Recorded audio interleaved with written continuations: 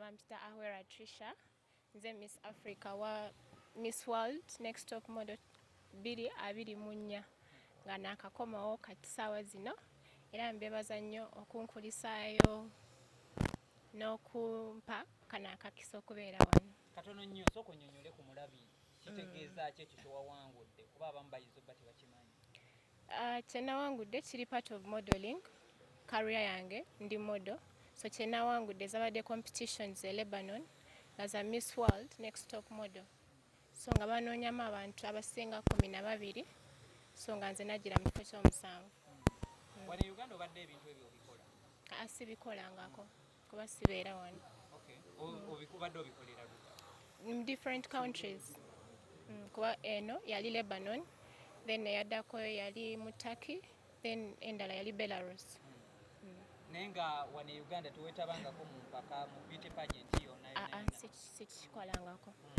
Who inspired you to get into this?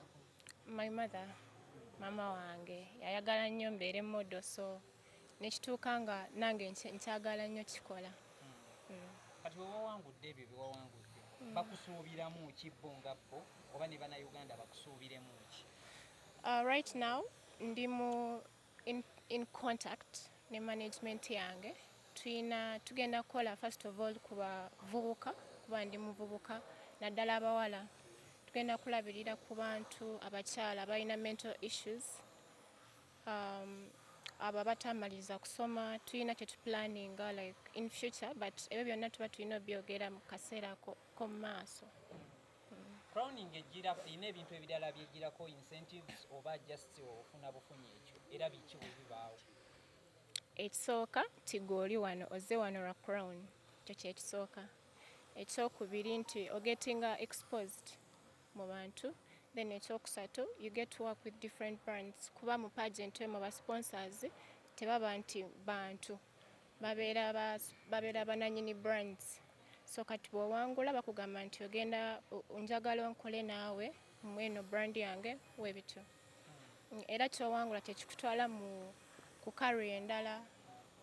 Bwali ogenda oyina gundi wafunamu difficulties abamu batera otuganga bakomyewo nti embeera y'obudde yansumbuyemu nti oba transport okufuna ssente zantwala n'okunziza byakalubamuko. Ekyokaluba kijja wano ewaka ti support tewali yadde abannayuganda tukwataganire wamu tuyambe abantu abatera oturepresentinga naye nga temuvaayo kubayamba. Oli n'abawandiikira oba n'abawa message oba n'aba communicatingira naye ne mutafaayo naye ate bw'alaba nga avuddeyo bwe bati ne batandika omunoonya so support wano ewaka ekyali ntono nnyo. Olina be wawandiikirako ne bagaana? Bangi. Ministry ya tourism oba biki bwebityo? Bonna kubeera mwegwa mu Ministry of Tourism. Pageantry mwegwa naye ate omuntu aba takumanyi oba waba takiinaako idea takuwa time. Naye ng'ate eri ebweru obeera w'amaanyi kuba ate bw'owangula tebayita Trisha bayita Uganda so mbadde nsaba bannayuganda bonna naddala ekitongole eky'abakyala Honorable Speaker Anita n'abakyala abalala. There are very many girls that are doing pretty well ebweru eyo naye nga tebalina support wano ewaka newesponsoringa buli kimu newesponsoringa tickets naye nga wokomawo wano ewaka. Era ntwala omukisa guno okwebaza bannamawulire kubanga bukyanga mpangula eno first feeling gyenfunye like I felt home tebakinkolerangako kineeno kuba kibadde kinsuseeko ne bakukima ku kisaawe nebaza nnyo Uganda Police Civil Aviation nebaza nnyo omukulu Eddie nannyini wa wano bambi akoze omulimu munene nnyo.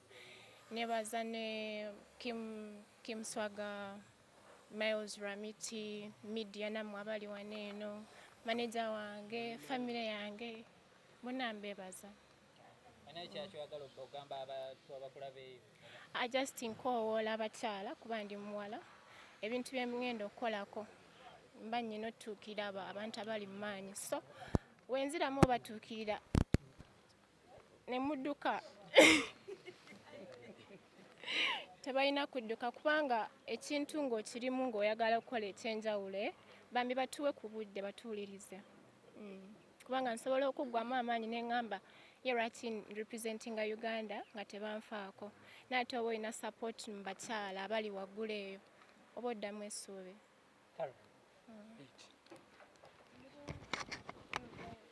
Good. Kale, thank you.